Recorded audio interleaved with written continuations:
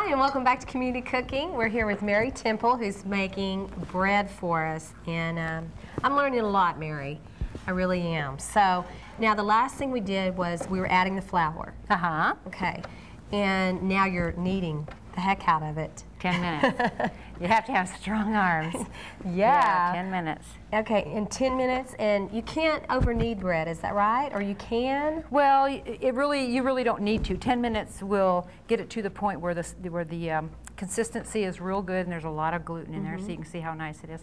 And you can knead up to 20 minutes, but I wouldn't go any longer than that because it doesn't do anything different. Right. It doesn't change it. Want to knead for a while? Now, is that, you're not going to use the rest of the flour then? No, it's to the consistency that it needs to be. Let me feel that, Kara. Okay. You just don't want it sticky. Yeah, a little bit sticky and not dry. But see? Not so sticky where it's still sticking to the board. Right, see how it's not sticking to the board? Yeah. Can you roll it over?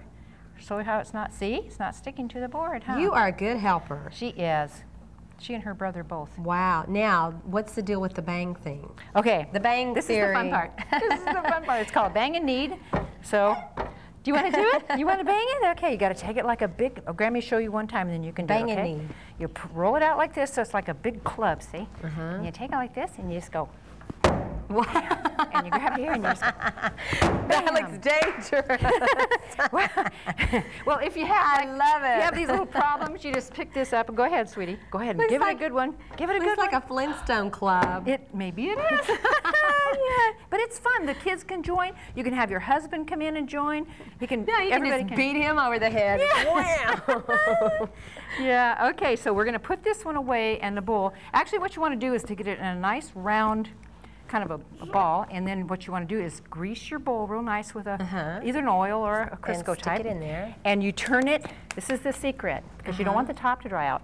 So pretend this has grease in it. Right. You would take like this and kind of roll it around and turn it over like that. And see, the greased part and up. it's greased. And then you can cover it. I don't have one right here with a nice dish towel. Okay. And voila. Yes. This is what it's going to look like. This will in how many hours? The first, there's 3 raisings. The first one takes about an hour and a half if the room is nice and warm. The second one is about 45 minutes. And then the last one is about half an hour. So in each so what you do after an hour and a half, you take it out and you knead it again? Yes, after the first raising, I'll show you how to punch it down. Okay. We'll put this one over here. This particular one's already risen. Twice. Twice. This one's ready for the pan, actually. Kara was going to punch this down for me. Give it a nice punch. Ooh, there you fun. Go. That's the part she likes best. That's fun, Yeah, isn't it? she does a really nice job. She's getting all the air bubbles out of it and getting it back down to a nice dough. Grammy will pull it out, see? Oh, cool. You like that? Okay, we'll put our bowl over here because we're going to kind of divide it in half. Okay. And now, how many, you have to let it rise 3 times. Or twice in the bowl and once in the pan. Okay. And once it raises in the pan, then it's ready for the oven. Okay, now I'm going to use the big knife, so you need to put your little fingers right over there. Thank you. Okay, we're going to cut it in half, like this. Okay. We'll set this one aside in this nice little pan there. And then what I do, it's just easier for me, rather than get a rolling pin, because dough doesn't like to roll, is I just get it as much of a rectangle as I can. And it doesn't have to be perfect, and you'll see why in a minute. And just get it rolled out like this, kind of flat. And what you want is kind of like to this size pan. This is my old antique bread pan. It makes it taste better. And you roll it tight like this, see? Oh, see you're rolling it, okay. Roll it tight. When you get to the end, make sure that these are wider than the bread.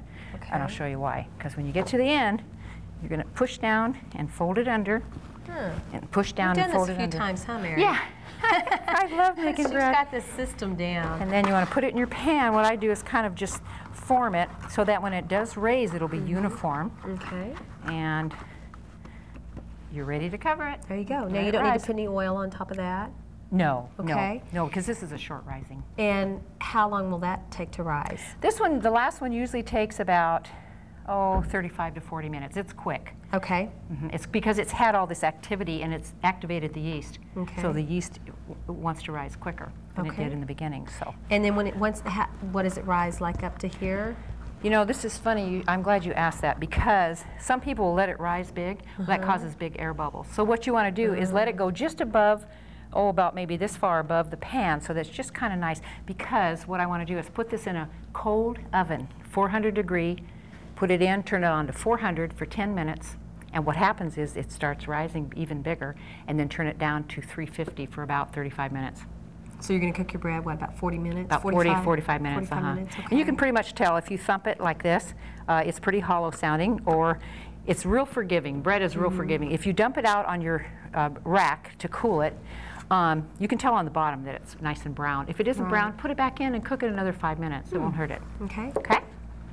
So that's that. Okay. And now you're going to make? I would like to make a couple of hamburger buns or dinner rolls, depends on how big you like them.